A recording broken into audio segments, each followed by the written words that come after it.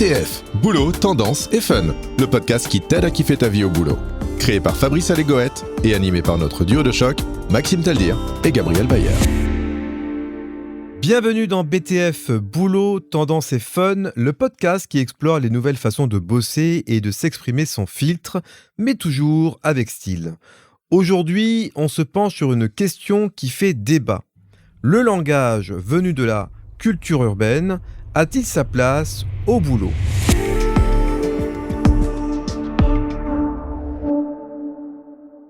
On entend de plus en plus wesh ou c'est carré comme des clins d'œil à la pop culture et au réseau, même entre deux réunions. Certains y voient un vent de fraîcheur et d'authenticité, d'autres pensent que ça brouille les codes professionnels et crée des malaises. Alors, entre ouverture et adaptation, où placer la limite ? Comment s'exprimer avec naturel sans perdre en crédibilité ? Et surtout, comment faire cohabiter son identité et les codes de l'entreprise ? On en parle tout de suite, ensemble, et pour cela, j'ai le plaisir d'accueillir Maxime. Bonjour Maxime. Bonjour Fabrice. Et Gabriel. Bonjour Gabriel. Bonjour Fabrice. À vous le micro.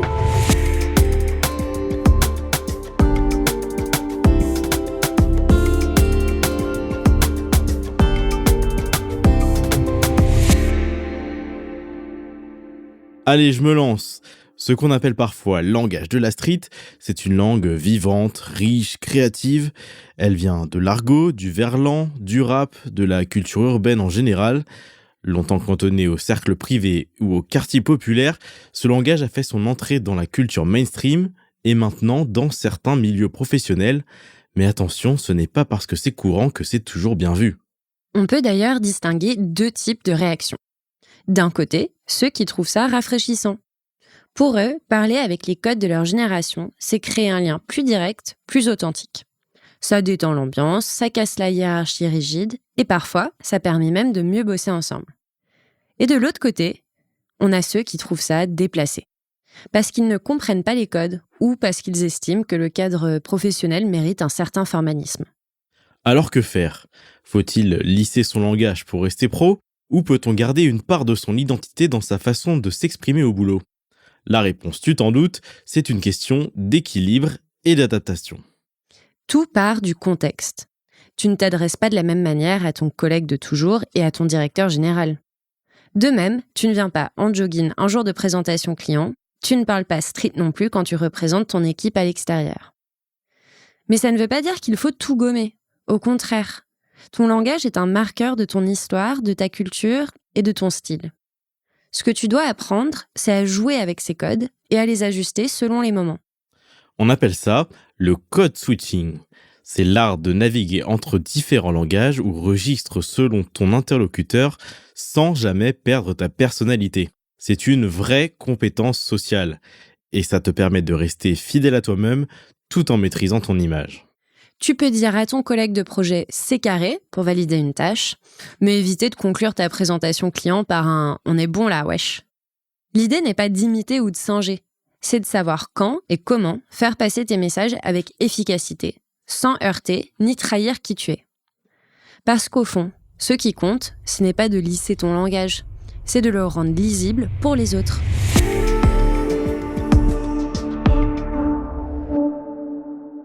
Voilà ton défi de la semaine. Repère un moment dans ta journée de travail où tu pourrais intégrer une expression plus personnelle, pas forcément issue de l'argot d'ailleurs, dans un cadre détendu. Vois comment elle est perçue. Est-ce que ça crée un sourire, un échange plus naturel, un moment de complicité ? Et à l'inverse, repère un moment où tu dois fournir un effort de neutralité dans ton expression. Une visio formelle ou un message à ton N+1. Note ce que tu ressens dans ces deux cas. Et demande-toi, est-ce que je me sens plus ou moins à l'aise ? Et est-ce que j'arrive à être moi-même sans forcer ? C'est ce petit ajustement-là qui te permet de gagner en agilité.